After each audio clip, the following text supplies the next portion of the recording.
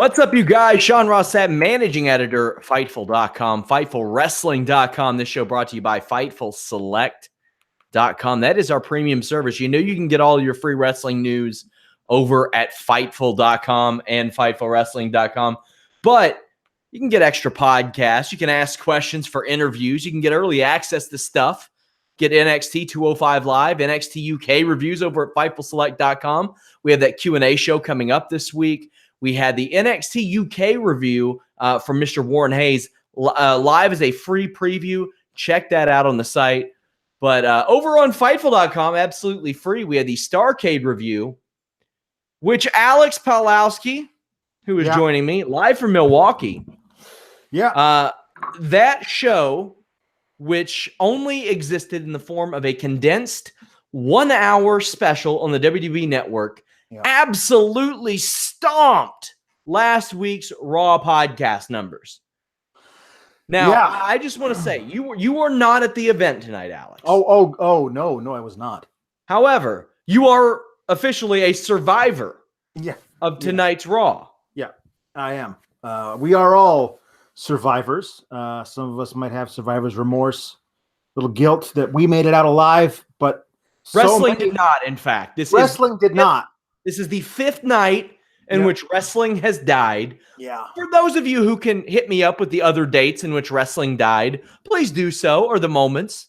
I believe that Kane defeating Finn Balor clean was one. I believe that Brock getting beat by Goldberg was one. I think that was the first. That was the first. Yes. Yeah. Braun getting beaten by Brock, I believe, is another. So if anybody can remember which other ones, please hit me up on Twitter. But it's like I felt guilty even doing the Fightful Select plug to come into this. I'm like, man, I'm ready to ether this show. This is a 3-hour show, Alex, and I am a lover of professional wrestling and a lover of sports entertainment. Yeah. And I found maybe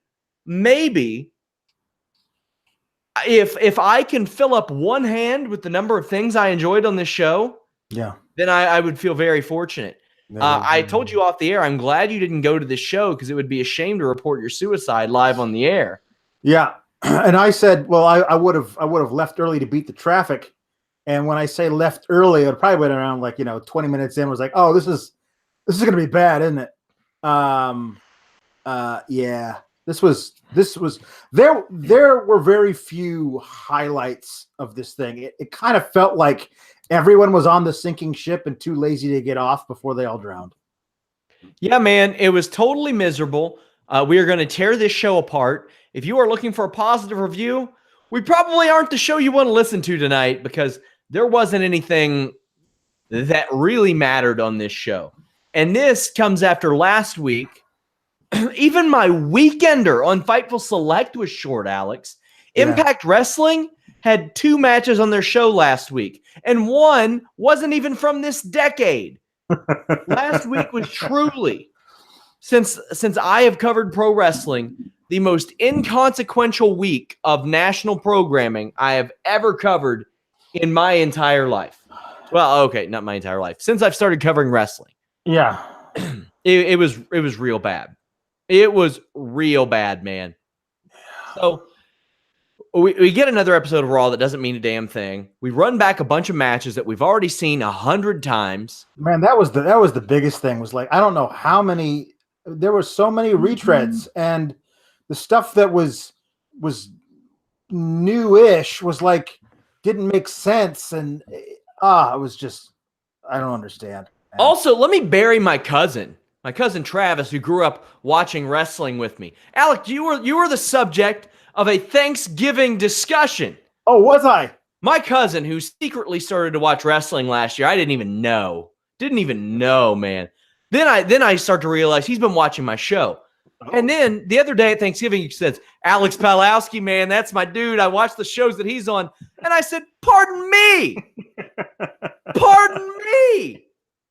A person I've lived with multiple times. Yeah. I do these podcasts. I produce them. Yeah. What can I say? He's picked a side. And do you want to be on the right side or the wrong side of history, Sean? I think he's picked the right side. Well, let's also talk about the fact that when we fired up 2K a few years ago, the first people that caught his eye on that game were the Ascension. So let's not act like his judgment is the best. I am nothing if not the Connor and Victor of wrestling and analysis. To be fair, he is responsible for getting me into MMA, but my God, you are the Connor and Victor of analysis. Yeah. Alex, let me ask you, are you rocking the fingerless tonight? Oh no, I'm in my living room where it's not below 40 degrees, so I don't need to. Well, you know what? Raw left a lot of people out in the cold. Yeah. A lot of people out in the cold. Yeah. And that's not a good thing. No. And even though Raw left a lot of you out in the cold, it didn't leave me out in the cold, my friends. Why is that? Because this episode is sponsored by Action Heat. Action Heat makes the world's best battery-heated clothing. Control your environment at the touch of a button. Pew-pew! Whoa! With Action Heat. I feel like Iron Man in these things, Alex. I tried them out today. I love them. You charge them up, you put them right in, and I'm talking like almost immediate heat. Wow. I've got some upcoming weather scenarios in which these are going to come in handy, and I got to be honest, I'm not an outdoorsy guy in the cold at least, but I like to sled, like to do a little snowboarding, like to shred some powder. Now, these can reach up to temperatures of 135 degrees and are powered by rechargeable 5-volt lithium-ion batteries that last up to 12 hours on each charge. Wow. Action Heat batteries can also be used to recharge your phone or any other gadget when you're wearing them. That's amazing. It is amazing. They provide toasty warmth and comfort for your whole body. They have men's and women's heated jackets, shirts, base layers, long johns, even heated socks, gloves, and hats. You can stay warm and cozy from head to toe with Action Heat. They have heated products that fit everyone's budget, starting at just $39.99. Like I said, I love these gloves. I have a couple more items I'm going to try out this week. But right now, you can save 20% by going to actionheat.com/Fightful. actionheat.com/Fightful. Or just use the coupon code Fightful. Hit them up on Twitter. Let them know you heard about them from us. It's a good time. Oh my God. I'm toasty, my friends. actionheat.com/Fightful. Yeah, I would rather do an Action Heat plug for an hour than talk about what we're going to talk about. Yeah. Yeah, it's not somebody who wrote this was obviously toasted, but I don't know if they were toasty warm. Oh yeah. They didn't have the Action Heat, or else the show would have been a lot better. A lot better. So basically, by next year, we're going to have WWE heels saying, LOL, you dumb fat cucks. That is basically where we're going to be at. Yep. Vince McMahon discovered the term beta this week, Alex. Yeah, and we got that repeatedly. Yeah, beta. Yep, it's a thing. You call somebody that, and it means they are less than an alpha. And there's a thing, like, if Vince McMahon was, let's say, 95, 96, 97 era Vince McMahon right now, he would walk around calling himself the alpha all the time.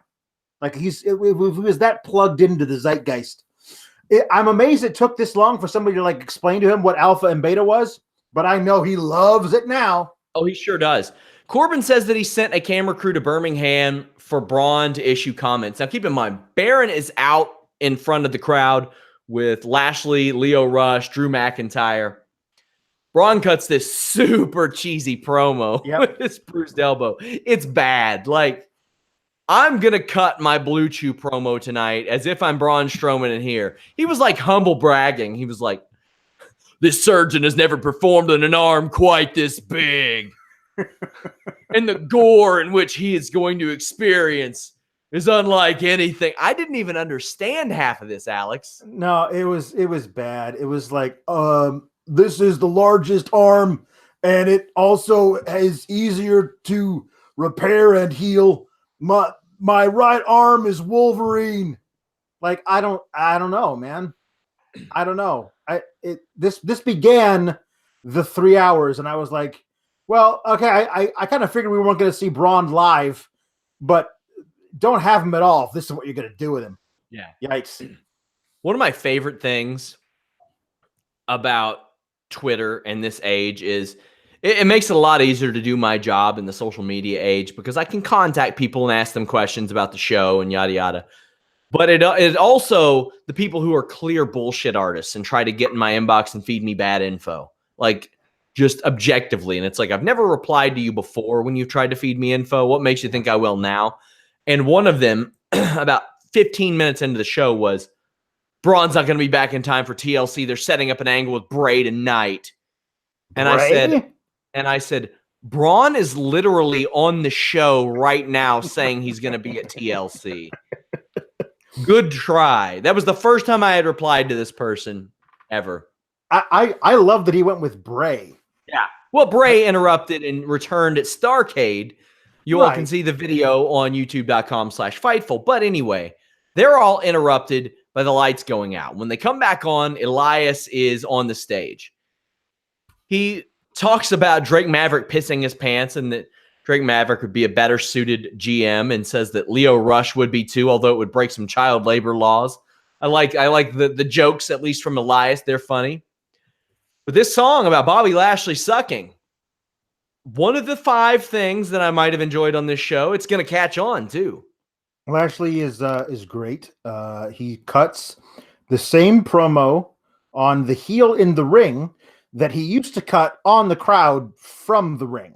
Yes. But this time he gets to get through his whole song. And that's better. I like that. I think I don't know if we actually skipped over it, but I wanted to mention the whole Baron adding the stipulation that Braun probably not going to be ready for TLC, but the match is going on as scheduled. And if he doesn't show up, then I win by forfeit. Yep. Oh, so up until match time, we're going to be told Braun's not going to be here. We don't know where Braun is. We think he might be coming, but there's no sign of Braun. I guess he won't be here, and therefore, Raw. Like that's the most obvious thing now. Like I don't know how many days we're out from TLC, but I can see the future. Did you want your 5th singles match with Elias and Bobby Lashley? Well, technically your 6th as well. Yeah. They've also competed a couple times in tag matches. They had several interactions this year when Bobby Lashley debuted. Yeah. So they have been tied together this entire year, although in different roles. Elias has to battle Lashley with all the aforementioned heels out there. They cause distractions, attack, really anything they can through the first break. Elias scores a big knee and a flying elbow drop, but Lio Rush pulls the ref out of the ring. Lashley gets DQ'd, and Corbin announces that because he was interrupted by Elias, he didn't get to mention that this was no DQ. Yeah. Elias comes back anyway, takes out Corbin and Drew. Then Corbin stops Elias before he can use the guitar, and they destroy the guitar. Fortunately, Elias has a sponsorship. A big assisted Claymore connects outside the ring. Man, Drew's been hitting these outside the ring an awful lot. Yeah. Outside the ring, he's great. And it's a weird thing that they're like, they had this wonderful transition from him being Dolph's Diesel to him being like the most powerful dude on the show to now him being just a lackey for the corporate authority figure. Like, I don't know how it feels like they did that in the span of What are you talking about? He won the main event, Alex. Yeah, it's true. I forgot. We'll get to it. The move in which we have dubbed the Bama Slamma hits on the stairs, that was gnarly. That was great. And Elias took that like a champ, too. It made it look great. He sure did. They mock the Braun Strowman run around the ring spot with Lashley's spear. I thought that was a nice touch. Good spear, too. He wins by kneeling on Elias. And my question is, where's Finn Balor during all this shit? Oh, no, this is the thing. Babyfaces don't have friends unless it suits the script. That's just the way it goes. Heels run in packs. Babyfaces are like they're lone wolves unless it's in the script that they're in a tag team for the night. So like Balor's backstage, doing sit-ups. I don't know. We see an EC3 promo for this week's NXT. I'm glad to see that. Hopefully we see him on the main roster soon because This show could use him. Yeah, well, that's the thing is they could use him if they're going to use him right. I mean, I don't They know. don't use anybody though. They like to acquire talent so it can't be useful elsewhere. Yeah, but including in NXT, which they run. I mean, the thing is, I had someone dare to say, "Oh, is he main roster ready yet?" And I'm like, "Oh no, he was main roster ready like 6 years ago when he was called up to the main roster." Yeah, He was ready then. He was never unready. Yeah. More Corbin crappenings. Corbin fires the stagehand for allowing the interruption from Elias, and Alexa Bliss approaches and calls Corbin impressive and says that the stagehand is dead weight. She says that she's open to helping Baron Corbin. Now, I can relate to Baron Corbin here. Delegate, homeboy. Delegate. Always delegate. Speaking of, we got Steven Jensen starting that Weekender podcast on Fightful Select. Nice. Oh, I am thrilled to not watch Impact by a deadline. I get to take my time. Sorry, Steven Jensen, but he'll be covering Ring of Honor, NWA, Being the Elite, Impact, all kinds of cool stuff on the Weekender audio podcast. I'll be doing something special on Fightful Select soon. So Corbin asks Bliss to run the women's division. She's following in the footsteps of Brooke Hogan. Yeah. Brooke Hogan. As most successful people do. Exactly who you want to emulate on your trip to the top. I would think so. I put on Twitter, for those of you who couldn't be arsed to watch TNA, she was in charge of the Knockouts division. Holy crap, this Dean Ambrose promo. This Raw was so bad that I forgot about this. Yeah, no, it like when I was watching it, I was like, this is historically bad. We're going to remember this for years. And you're right. I had forgotten about it until right now. I'm going to do some asking about this, but this is a Vince McMahon promo all the way. I'm going to tell you. 100%. Now, this is my speculation, but I'm telling you guys that this is the answer I'm going to get. How do I know? Because every time I ask a question like this, that is the answer I get back. Ambrose is at his doctor's office and says that he's risking getting sick if he comes to Milwaukee. Yeah. Well, I hope he doesn't go to an Arby's and get a salad or anything either. Right. Because that's going to happen too. I'm surprised they haven't made a Romain joke yet, but yeah, exactly. It's coming. Yeah. It's coming. A whole lot of shitty "you people" promos from a guy who has a legitimate reason to be upset and a lot of subject matter to attack. Alex, like, you got a former buddy who has cancer, and you've went there. Right. You go there. You go to, hey, you know all that shit we did for years. This is karma. By the way, maybe that's why my friend got cancer. To all you people. Well, he did the same. He did the same "you people" shtick when he came out to the ring at the end of the Raw last week. Like the idea that you have like this guy's a natural on the mic. He can do anything you ask him to. He could absolutely sell me on, we committed sins as the Shield. We've never atoned for them.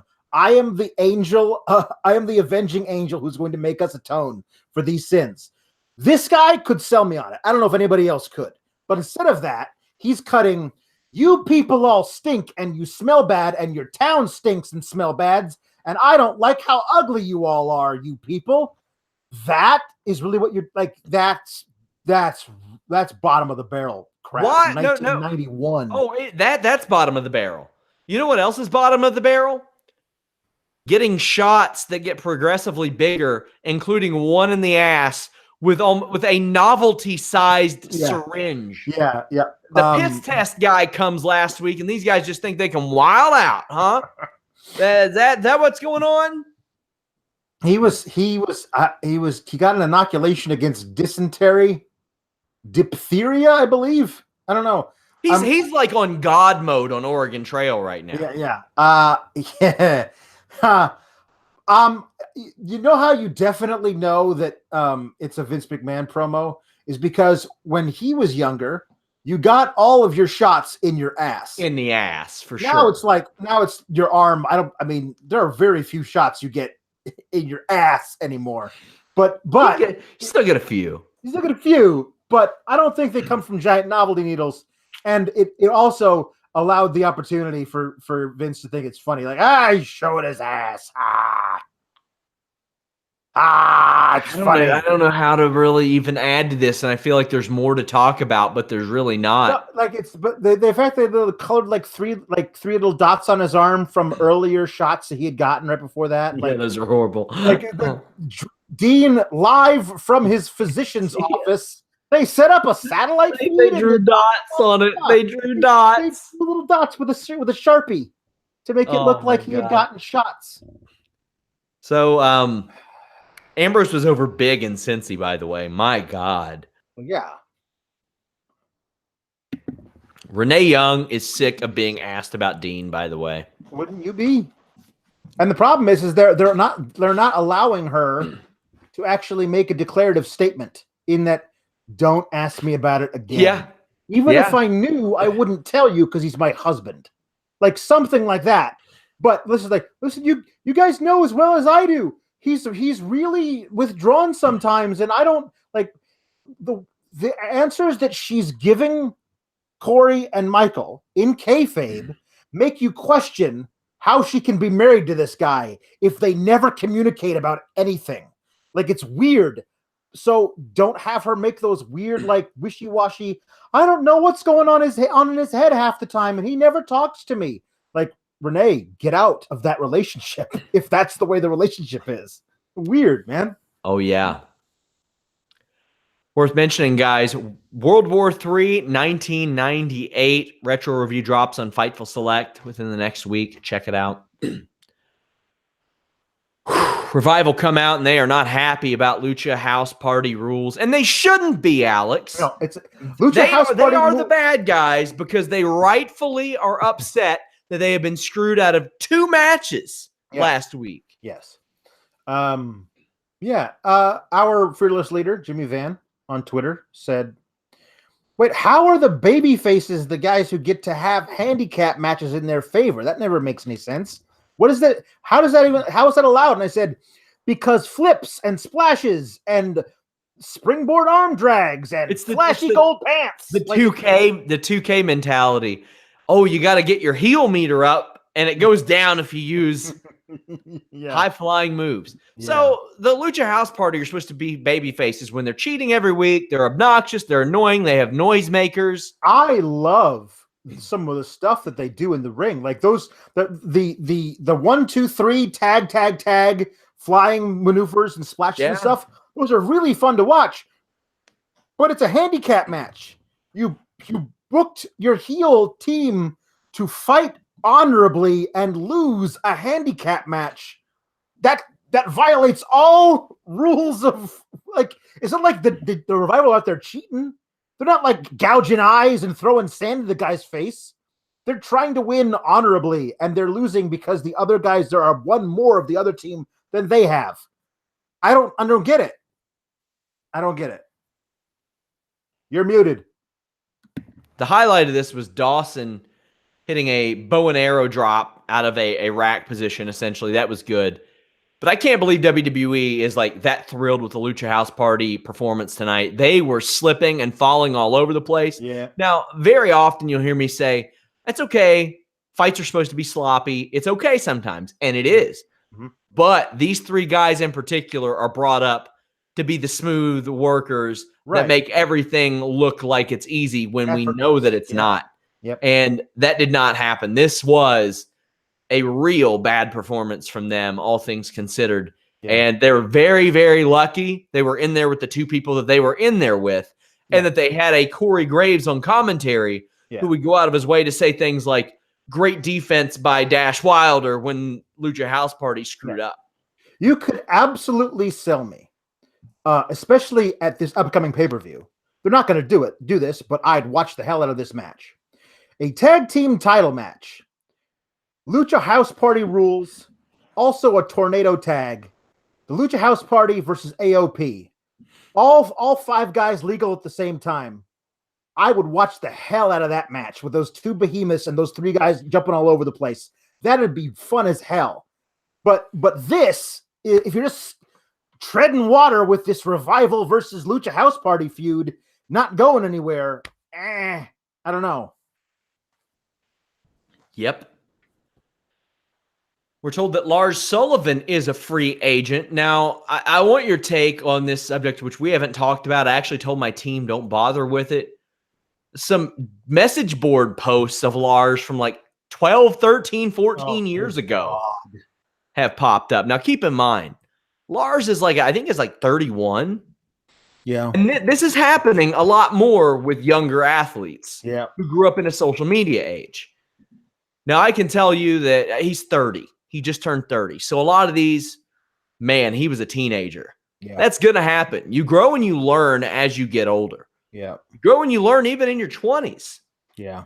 Not particular, is some of the stuff that he said allegedly in those posts stupid? Oh, yeah, it is. But do I think that he hasn't grown and expanded? No, I don't. Because every time I've interacted with him in person, which was multiple times at the Arnold Classic, when he had hair, for the love of God, he was fine to deal with. But man, that's the type of stuff you got to get rid of everything that you ever did. If you get signed by WWE, you might as well delete everything you ever had on social media before, or you're going to end up getting shit for it. When you change your Twitter handle from @Dylan Miley to @Lars Sullivan WWE, everything before that date needs to go.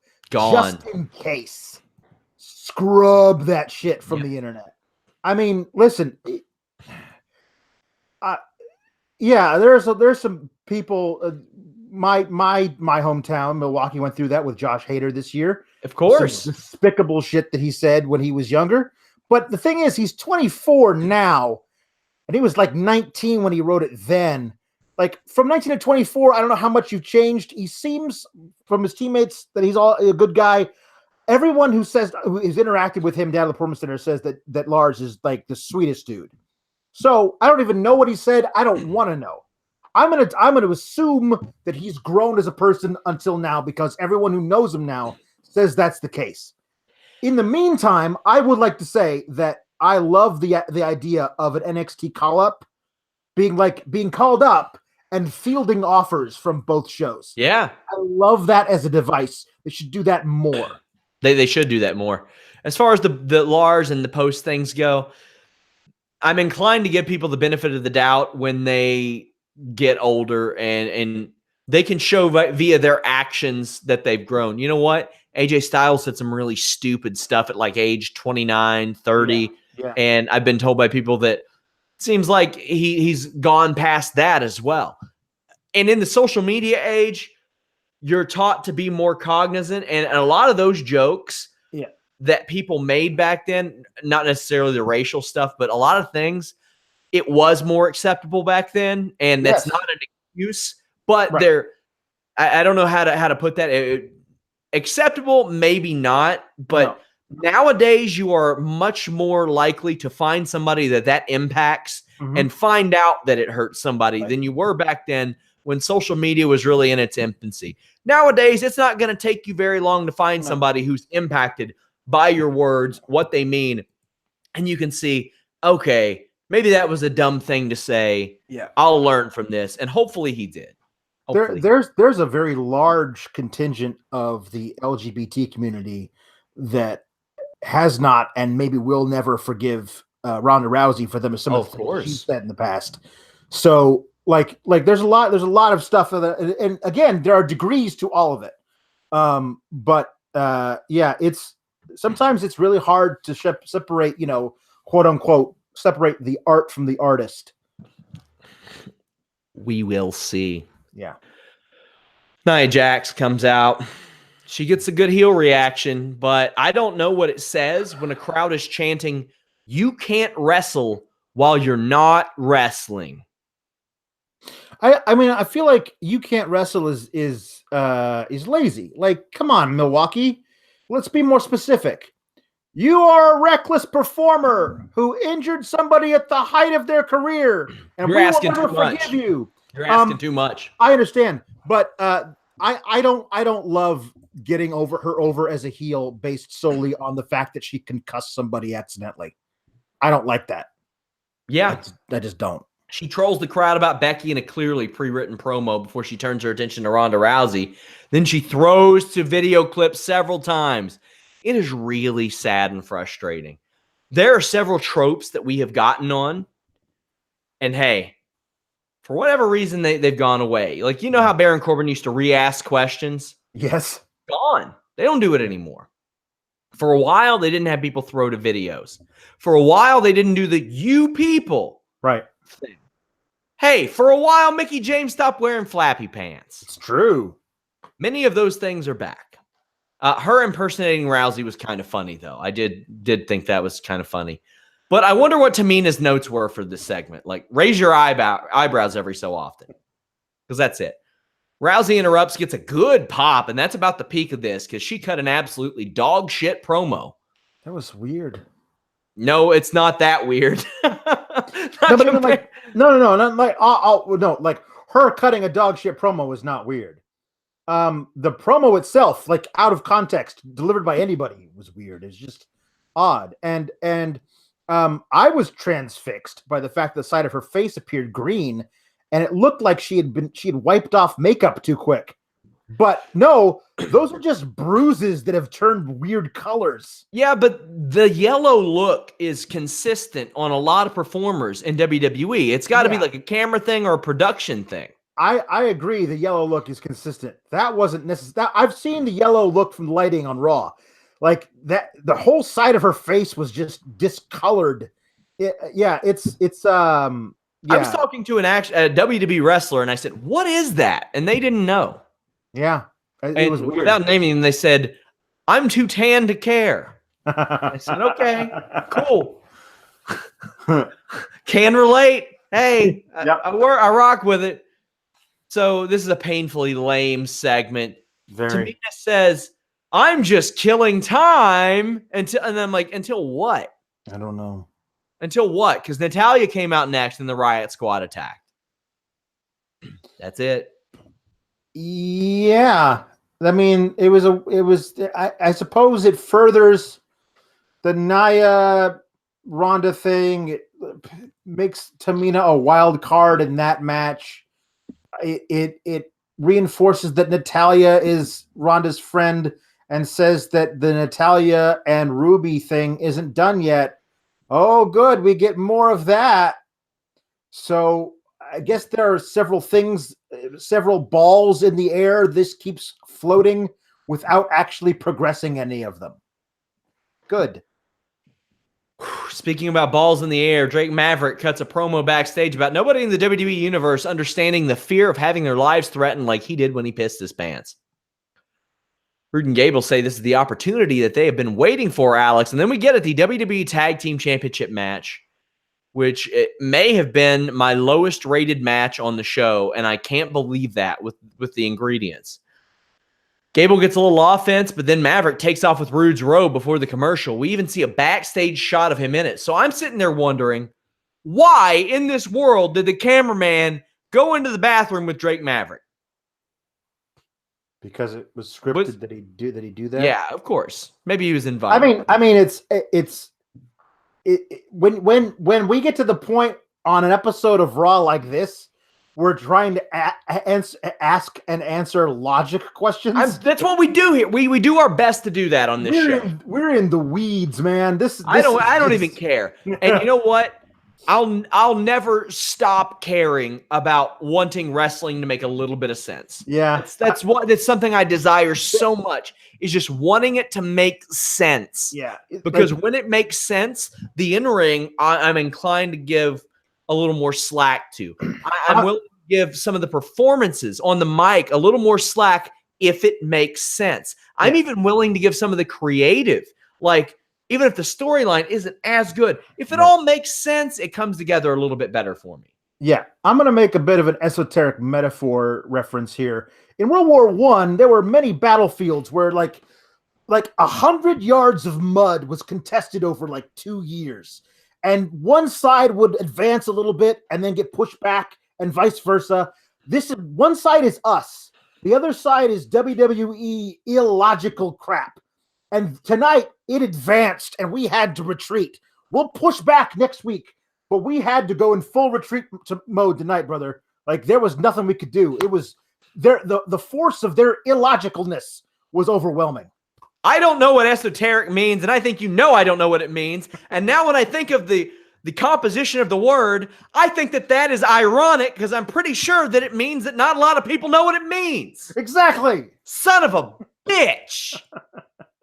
I didn't graduate from Morehead State University, but I'm putting those classes to work. I just figured that one out on the fly. So anyway, Rude gets the hot tag. He's cut off with a fall-away slam, and he's distracted by Drake Maverick. Why is he distracted by Drake Maverick, though? Because he's up on the Titantron in the bathroom, pissing on his robe. He puts the robe in the toilet and then pisses on the robe in the toilet. You know, this show is ruining the good goddamn name that John Candy gave Milwaukee. Yes, it is true. And it's really upsetting me. I've got a big fight that I don't want with Melissa, my producer, who messed up our show several times, this week at Listing Your Boy 100, Wednesday, 3 p.m. Eastern. I'll plug in here in a second. I am fearful that Jimmy will try to distract me in the middle of this fight by pissing on my P code. It's possible. I mean, I don't even want to fight Melissa anymore. At this point, it's a proven tactic. I mean, it's worked in the past. Why would he not employ all possibilities? I will commit to this, though. If I do fight Melissa, if she backs me into this corner, I will cheat. And I will also make this the worst fight ever. This will be the worst. This will be worse than Jimmy Van's Marie reveal, the cardboard cutout. It's going to be worse than that. Listing Your Boy 100, 3 p.m. Eastern. Don't miss it, guys. I promised music, a special intro, explosions, moves banned from WWE, broken bones, my greatest green screen trick yet, hot dog. AOP win, and they really shouldn't need distraction wins due to their manager taking a piss. No. Listen.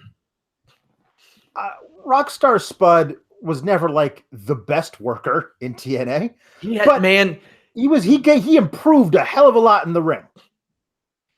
And when he was brought over to WWE and given the job of general manager of 205 Live, he handled that role really, really well. And he has been, up until this point, a very well-respected straight shooter playing down the middle with heels and faces. He's made that show much better by him being the authority figure on that show.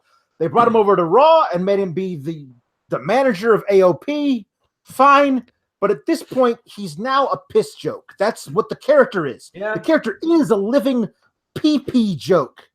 If you want to see how it works. Sorry about that. If you want to see good storytelling, him versus EC3 in the UK was just outstanding storytelling. And he doesn't have to be in the ring to tell a story. No. Well. Ember Moon defeated Alicia Fox. Now, Alicia Fox had Jinder and the Singh brothers out there. I'm glad they're still... This is essentially a two-segment mixed match challenge commercial. Yeah. Which brings me to one of the other things I liked about this show. Kurt Hawkins is such a fantastic replacement for Braun Strowman. He is the best replacement for Braun Strowman possibly because he is the polar opposite. Right. I wish it was somebody other than Ember Moon was the partner. Because originally this partnership was Braun and Alexa. Then Alexa had to pull out and they replaced Alexa with Ember Moon. Weeks and weeks and weeks go by of Braun and Ember Moon just tearing crap up all over the place. And then Braun goes out and they replace him with Kurt Hawkins. Imagine if it was still Alexa who was Braun's partner, and they replaced Braun with winless Kurt Hawkins and the mileage you could get out of Alexa throwing a hissy fit because her partner went from Braun to Kurt Hawkins. As it is, Ember's pretty affable and will just roll with the punches. But going from Braun to Kurt Hawkins is the biggest step down imaginable. I love it. I love it. And this segment was a big part of why I loved it. Kurt was out cheering on Ember, who gets a win with a spinning suplex and an eclipse for the win. Alicia sold the hell out of it. It was great. Nobody has taken that move badly. She took it very creatively tonight. She got pulled forward and whiplashed back so fast, her leg shot out from under her. She landed on her back. Yeah. With her legs forward. That was nuts. I love Kurt Hawkins getting really excited about having Ember Moon as his partner tomorrow night because he thinks that if Ember wins the match for them tomorrow, his undefeated, his winless streak is over and he will have won a match. I don't know. They're very tenuous with the logic around whether tag matches count or don't in your winless streak or whatever. But wait, I can't wait for them to go on a huge losing streak because of him and him to stay in. They constantly refer to Asuka getting beat on SmackDown in a tag match. But Kurt, if you've ever heard him talk about the losing streak outside, like in interviews, he loves it. He says it's the best thing that could have happened to him. Oh, yeah. And I mean, he's worked as a producer while he was injured earlier this year, and that's a good sign because WWE likes Kurt, and they should. He can train wrestlers. He can produce. I mean, to be honest with you guys, I'll give you all a little inside baseball. There was once upon a time we were going to do a toy podcast on Fightful. Zack Ryder and Kurt Hawkins started theirs, and I said, what's the point? Mm-hmm. We're not getting better than Kurt Hawkins and Zack Ryder from a personality standpoint, so we're not doing one. But this was a good display of why. Kurt was so excited because he's like, oh, shit, my losing streak's going to end. And he was hugging Ember, and she's like, what? What? Don't touch me. It was great. She had no idea what was going on. I love that. And they became so excited. They joined No Way Jose's conga line after the match, which sets up Jinder Mahal defeating No Way Jose. Here's that match. A rest hold as the match starts, a comeback, a coloss, and a pin. There's your 4-word review. When was the last time No Way Jose competed on Raw? It's been months. I was looking this week. It was August. August. I was going to say May. That's how long it's felt since he's appeared. I remember he was the victim of the Mojo Rawley push, where it was just Mojo Rawley beating up on No Way Jose for a few Raws in a row because it looked like they were going to do something with Mojo. Tonight, Mojo lost on main event to Titus, who I thought had retired from wrestling. That's what they're doing with Mojo. So, I think what are they doing with Mojo? He lost to Titus tonight on main event. Oh, okay. So weird. Here's the deal. I think it is better to be Kurt Hawkins and winless than Mojo Rawley get a push for 5 weeks and then forgotten about. Like, I'd much rather be the guy whose job it is to go out and make other people look like $100, like $1 million every time you go out there, than the guy whose job it is to go out there and just every now and then occasionally appear on the show that no one watches. Yeah, man. What can I say? This was a sad state of affairs. So let me just say it, guys. Hey, you want a hard penis? Visit BlueChew.com. There you go. This show, I mean, it'll just zap you. Yeah. It'll leave you deflated, debilitated, just boo. You take that Blue Chew and things change. Say you're playing 2K, you hit that triangle button. Come back. You hit that button combination. That's what Blue Chew does for you. You can take them anytime, day or night. They'll be ready when you are. Because they're chewable, they work faster than the other guys, but they do have the same FDA-approved active ingredients as Viagra and Cialis. It's prescribed online, shipped straight to your door. You don't have to go to the doctor's office. Don't have to wait in line. Don't have to go to the pharmacy. Since it prepares and ships direct, they're cheaper than a pharmacy too, so you're quicker. They're more effective. You don't have to wait around. And they're cheaper. Special deal right now. Visit BlueChew.com. Get your first shipment free when you use that code FIGHTFUL. You know, Alex. Yeah. I felt like I gnawed on a Blue Chew when Seth Rollins won with that Falcon Arrow. Yes. Yeah. It was one of those deals where, whew, boy, man, I was really excited for the return of the Intercontinental Championship Open Challenge. With they had Seth went to social media, said, "I'm doing this. I can't wait to do it." And we're like, okay, they must be setting up something special. Who is it going to be? Who's it going to be? Who's going to be the person we didn't expect who comes out to answer that open challenge? The person who would never get this title shot otherwise. The person like when Neville came out to challenge Seth Rollins when he had an open challenge, and Neville nearly won, but for a foot on the ropes. Who's going to be the Neville tonight? And it was... The question is, who will come? Who will come? And the answer is you if you visit BlueChew.com and use that code Fightful. Get a little open challenge of your own going. But Dolph Ziggler answered the Intercontinental Championship Open Challenge. All due respect to him, this is a way. If there were any semblance of wind in the crowd, it would have been taken out. Yeah. This is the 7th Ziggler versus Rollins one-on-one match on TV since June, and the 21st televised one-on-one match they've had since 2014. They have had 15 matches total against one another, including tags, triple threats, and singles since June in 24 weeks. That means more than once every other week. I don't need to see these two gentlemen wrestle ever again. I've seen it enough. Like, I don't. And like, this was the absolute wrong person to answer the call. Like, the guy who we've seen wrestle Seth a million times recently, like, it could have been anybody. It could have been a blast from the past. Somebody he has wrestled before. He wrestled a bunch in the past, but hasn't wrestled ever in 2 years. Something like that. Or somebody, like, out of the blue. A brand new person. Bring somebody. You've already decided that sometimes guys from 205 Live can come over to the main roster for a night.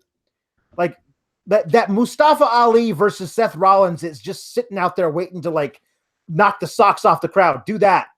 I mean, if you want to get nuts, Tommaso Ciampa is from Milwaukee. Like there's crazy stuff you could do. It is a free ad for 205 Live. Throw Hideo Itami out there. You know what? I bet Rollins would have loved to have had that match. Oh, my God. I'm sure Rollins would have. Who has been stagnant forever. Right. So as soon as Dolph answers the call and he comes out, and I realize it's not just like a smokescreen. He's also going to introduce somebody else who's his hand-picked challenger, some big guy or whatever. Oh, this is where Lars debuts. Lars debuts now because Dolph brought him in. What? It's not that. It's just Dolph. Okay, I'm not going to pay attention to this match. And then I like glance over and I realize, holy crap. Seth just won with the Falcon Arrow out of the superplex. I've been begging them to let him win with that move for it seems like years. I finally get it tonight.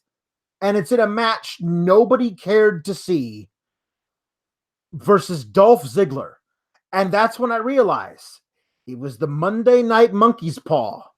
Be careful what you wish for because you're going to get what you wanted, but not how you wanted it. Jimmy has pretty much greenlit a Night That Wrestling Died World Tour shirt. I would love to get a Monday Night Paw shirt going. Yeah. I mean, we got to get that going. It is a real thing. It's become things that start as inside jokes on this show become very real. Yeah. So Ziggler deep pins on a nice drop kick, has some really good cradles in between slow rest holds that he didn't need. Rollins and Ziggler perfectly time a back body drop to the outside of the ring before a commercial. We return to Rollins firing off a springboard clothesline for 2, comes up empty on a frog splash. Ziggler applies a sleeper, but Rollins does the old Bam Bam slam to get him out of it. They had the crowd going after a really crap Raw. I liked the match. It was good. The typical 6.25 out of 10 match that these two guys are going to give you every time out on the match ratings. Cheap plug. They go up tomorrow morning. Rollins misses a curb stomp, eats a zigzag for 2, and Ziggler does his trash talk spot. Then the superplex Falcon Arrow wins it. I love that call to end the match with a Falcon Arrow. Yeah. No, I everyone should have 2 credible finishers. Like one is their finisher, and the other one is their secondary that they can win with 25 to 35% of the time. Like Sami Zayn should win with the Blue Thunder Bomb every now and again. So we believe that 2 count. The thing about these 2 guys is they're very good together. They work really well together. But I feel like after having seen them wrestle 15 times since June, I've seen the match already. No matter what they do, I've seen parts of it. So I feel like The match they did tonight is the same match they did 6 weeks ago in Sheboygan, and the same match they'll do 6 weeks from now in Little Rock. It's the same thing. Now, I don't want anybody to act like I'm reporting this, but I'm like wondering if Rollins and Ziggler go, shit, what do we do? Oh, we'll end it on a Falcon Arrow. It's the only thing we haven't done yet. Man, I hope that's it. Monday Night Paul. Yeah. We get the Q&A. Why? Because Alexa Bliss gives Sasha Banks and Bayley the chance to answer questions in an open forum out in front of a crowd. Well, kind of. Alexa comes out and trashes the crowd, sent it to a plant for a question who asks what they would change about Raw. Mm-hmm. Bayley gives a canned answer, and then Sasha says, I'd send your little butt back to SmackDown. I wish she would have said, I'd send your biscuit butt back to SmackDown. Because he knows we want to get Vince that still over. wants it. Bayley then one-ups and says, I want to send you to hell. Where you came from. I'm like, all right. Mickey James, Dana Brooke, and Alicia Fox attack but get beaten up. Now, normally I'd say, whatever, let's move on. Whatever, let's move on. But no. Alex, I was in the crowd. Yep. Starrcade 2 nights ago. Got this neat little chair right here. Awesome. If you guys want to see me seductively remove the sticker in which I was not supposed to remove under penalty by law while promoting Blue Chew, tune into that Starrcade watch along that I did. On that show, Dana, which aired on the network last night. This match aired. Yeah. Dana Brooke, not Brooks, who has done an amazing job getting herself back in shape and improving in the ring, teamed with these three and got a win. Yeah. She's attacking them tonight. They did a good job of selling it as Dana just trying to prove herself to the new women's commissioner or whatever. Yeah. But that could be a motivation for it. Like I'm kind of treading water being like the fourth member of this 8-woman tag of the Face team. Maybe I can actually do something being somebody's heater for a while. But still got to know when to hold put. Oh, yeah, it's bad. It's bad. When they advertised, here are the lists of matches we're doing on Starrcade, and I was like, okay, let's see which ones of them go on the network. And they're like, hey, AJ versus Samoa Joe again, and this 8-woman tag that you wouldn't watch if it was on Raw. I was like, I'm not watching Starrcade. I'm sorry. Nothing stayed the same on that show based like 2 weeks ago. I think like one or two of the matches ended up staying the same, between Daniel Bryan winning the title from AJ to Braun getting hurt to Becky getting hurt, that no longer being a title match, that no longer being a cage match. They had to make something else the cage match. Yeah. Oh boy, it unraveled. Like, the crowd was good, but you all can get that report over on the podcast network, fightfulpods.com. Drew McIntyre and Baron Corbin defeated Finn Balor. Why? Well, this was supposed to be the 5th Corbin versus Balor singles match on TV since this summer as well. And we've had plenty of attacks and things that led up to those matches. Rest hold, drop kick, Balor boot. Who cares about this match, Alex? Who cares? Nobody does. Balor gets some offense, gets cut off jumping in the ring with a punch. The boss man spot happens. Balor does a double foot stomp. At least the deep six looked good, which when doesn't it? It always looks good. Always looks good. So Corbin makes this match a handicap match, and Drew McIntyre attacks. Claymore hits, and they win. Lashley and Leo join the party after. Lashley attacks, and all the heels hit their finishes. Yep. And Elias doesn't help, because why would he? Well, because he's horribly injured in the back. He's in the trainer's room. They won't let him come out. Like, you can't go. 7 men are holding him back because he wants to help. No, that's not the way it works. So here's the deal. They're like, okay, we don't have Braun. Braun's going to come back. He'll be back in time for TLC, but we're not going to have him on TV for a while. So we're going to build to that match by having Baron, Drew, and Bobby with Leo be the worst possible shits. Everyone's want to see them get beat up, and Braun will at TLC, and that'll be the big payoff. And I'm like, okay, great. So then what happens on the Raw after TLC? Oh, good. The build to Royal Rumble when Braun will get in the ring with Brock Lesnar and either kick out of 6 F5s and lose, or alternatively, as we've seen in another singles match with Brock Lesnar, get pinned by the first F5. There's no I don't have any faith in the story that they're telling along these lines. Like WrestleMania might as well be eons from now. I don't feel like they have any motivation to tell any stories leading up from anywhere at this point. It is amazing how creative they got in the couple of weeks following Roman Reigns. But when Becky got hurt and Alexa got hurt and Braun got hurt and everybody got hurt, it all went down the toilet. And then there's stuff coming out about the possibility of them doing Rollins versus Lesnar at WrestleMania 35, which, don't get me wrong, I love Rollins, but are we really never putting the title on Braun? Are we really gonna lose that giant monster-sized meteor hurtling across the sky for a moment, and we're not going to hitch our wagon to that even for like a few months? I still can't believe they might pass that up. This is a show where they were like, you know what? We don't need 205 Live talent on here. We don't need the Universal title on here. Let's drag our feet about a women's tag team division. Yeah. Who needs it? Who needs any of those things? Who needs anything to spice up this show? This show sucked ass. Yeah. This was the night that wrestling died 5, I think. I think it's 5. I think you're right. It's either 5. It might be 6. I don't know. We were a little liberal there, spreading around. That's the gimmick. I had a WWE wrestler actually say, "Dude, Goldberg squashing Brock ruled," and I'm like, "Well, yeah, in retrospect, but that's part of the joke is that we overreacted to that in the moment." Yes, wildly. So that's what we do here.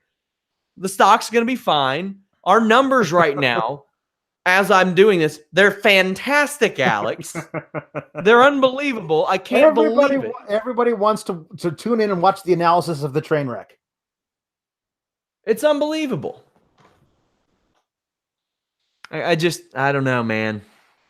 I don't know. And I'm very apprehensive about tomorrow's SmackDown. Yeah, well, Becky's going to be on the show, right? But I don't questions. Yeah, well, that's the thing, is I'm apprehensive about those questions and the answers to them. Couple cheap plugs, guys. I got the Fightful Wrestling Weekly every Friday morning that drops. I cover it every week on Fightful Select as well. So do our friends at Pro Wrestling Unlimited. But I have about 1,000 words worth of exclusive scoops, maybe some things I didn't include in interviews, some exclusive news that has come to Fightful that maybe you missed, or new stuff. Check it out. It's a good time. Just a little something extra. That goes up early for Fightful Select subscribers at Tier 2. Don't forget to check out Fightful Select. That is the most direct way to support us. We try to do things a new, better, more respectable way at Fightful while still entertaining you. I think that other people have the complete lack of sense of humor reviews down, so we try to vary it up a little bit in our coverage, but FightfulSelect.com, the most direct way you can support us. Another way to support us, subscribe to YouTube.com/FightfulMMA Boxing. That is our MMA and boxing channel. We will have a Deontay Wilder versus Tyson Fury post-show podcast on Saturday. I think I'm covering like 4 MMA pay-per-views this weekend. It's unbelievable. It's a good time. Alex, what do you got going on this week as we wrap up? I might be marching in a parade this Saturday dressed as Frosty the Snowman. Well, it's better than you being at Raw and marching in a parade of shit, which you got to do with me after the broadcast. Remember, guys, check out our sponsors at BlueChew.com. Use that code FIGHTFUL. I'm telling you guys, there's nothing to be ashamed of using Blue Chew. It is a performance enhancer, my friend. Also, check out our buddies. Those gloves are magnificent. I don't sell you guys anything that I don't think is fantastic. And Action Heat is fantastic. They are at the Warming Store on Twitter. So let them know you heard about them from us. Use that code FIGHTFUL, save 20%. Leave us a thumbs up, subscribe. Until next time, guys, we're out.